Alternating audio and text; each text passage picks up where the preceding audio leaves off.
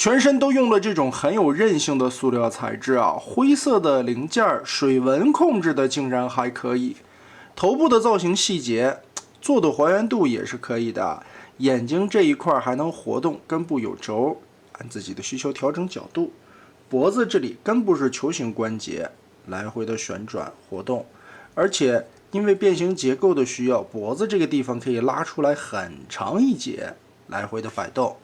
肩膀这裡是2段關節，球形關節外加一個抬起的軸，360度旋轉，打開肩胛，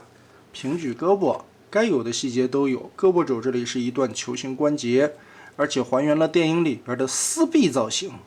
上面的這一節手指中間的這一塊可以活動，下邊的這個指節是可以旋轉的，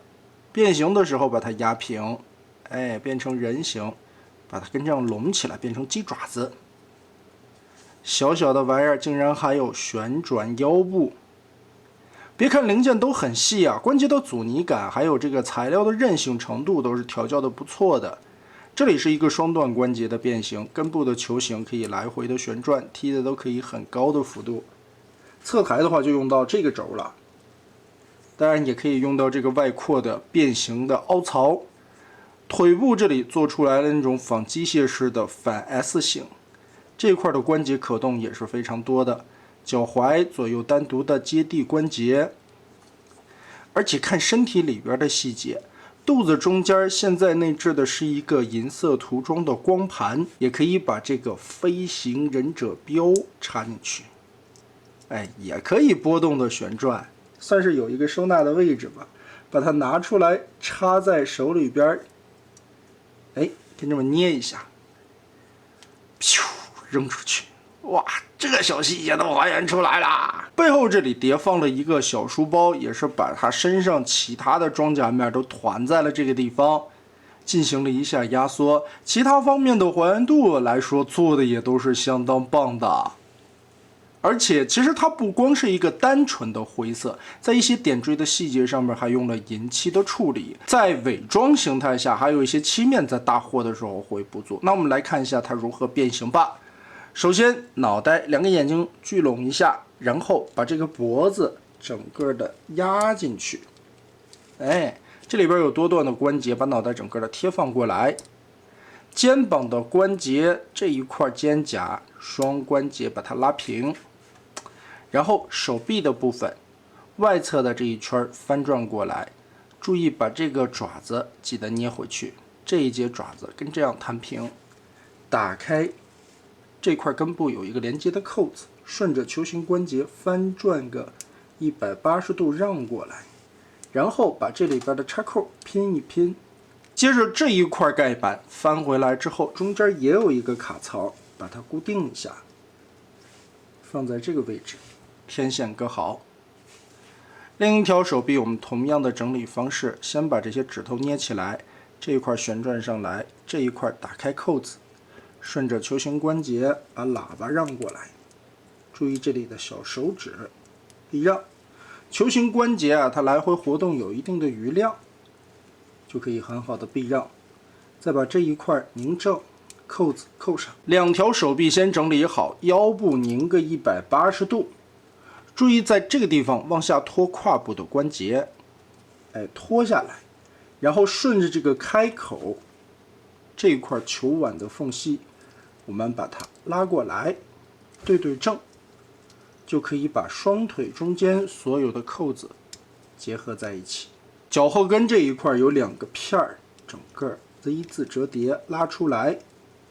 前腳尖我們疊放到腳心裡面，跟這樣扣一下。現在我們打開背包，裡邊的這一片整個的拉起來，往後套合，接着讓開這半片喇叭，旋轉一下，注意中間的扣點，把這半個包起來，翹好。胳膊順着肘關節90度折過來，這一塊拼一下，然後通過根部的雙關節把肩胛往上提，雙關節搓動，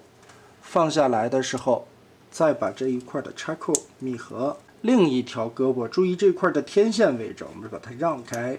然後順着這裡旋轉90度放下來，肩胛剛才拉平，通過雙關節扣合，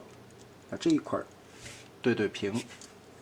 现在我们就可以进行最終的密合了。肩膀這裡是一個雙段關節，剛才我們提到了，它是一個軸帶球的，球腕的開口處有一個凹槽，順着這個凹槽，我們把肩膀放下來，包裹好之後，小貓咪，然後再把腿部往內收，貼過來以後，注意把這個雙關節壓一下，夾合中間這裡有所有的扣點都密合在一起，然後上方的蓋板放下來。順着這裡邊的插孔找好，鎖上。最後咱們調整一下，把所有的插扣縫隙都對準，天線立起來。好，這款迷亂的偽裝形態我們就搞定了。整個看起來，哇，包裹的隱藏程度從這幾個面看都是不錯的，該蓋的都給你蓋了起來。背後這裡的花紋細節，哇！這些孔位啦，天線也塗了銀漆，還能來回的活動，當然是不能拉長的，這麼細再拉長，這個地方就容易斷了。前方這裡的喇叭，包括按鍵這些啊，這些地方是有缺漆的，現在可能還是一個未完成的狀態。大貨的時候，正面這裡還會做更多的塗裝細節，哇！可以說又是一個麻雀雖小五臟俱全的產品啊，也是電影現在出了這麼多年，終於有了一款完成度特別高的迷亂，尺寸也是非常的極限，拿在手裡邊就這麼一點點啊，變成偽裝形態也就是6.5公分左右。人形我是不是忘了量身高了呀？没事，等大貨或者异色版的時候，咱們做逆變，到時候再來量一下吧。反正是一個非常迷你的尺寸，也就是底下來看的話，這裡邊會看到胳膊和腿團在這裡，倒是也填得滿滿當當，非常整齊。反正是這樣擺放嘛，誰又會在意這些呢？可以說是現在電影系列吳醫生也是做了很多電影裡登場的這些小迷你戰士啊，但是完成度都是不錯的。而這一次的迷亂出來，也算是能滿足很多喜歡電影玩家們的一些怨念吧。那麼大家覺得這一次吳醫生的電影小迷亂做得如何呢？歡迎在評論和彈幕留下你的觀點。這期咱們就玩到這兒吧。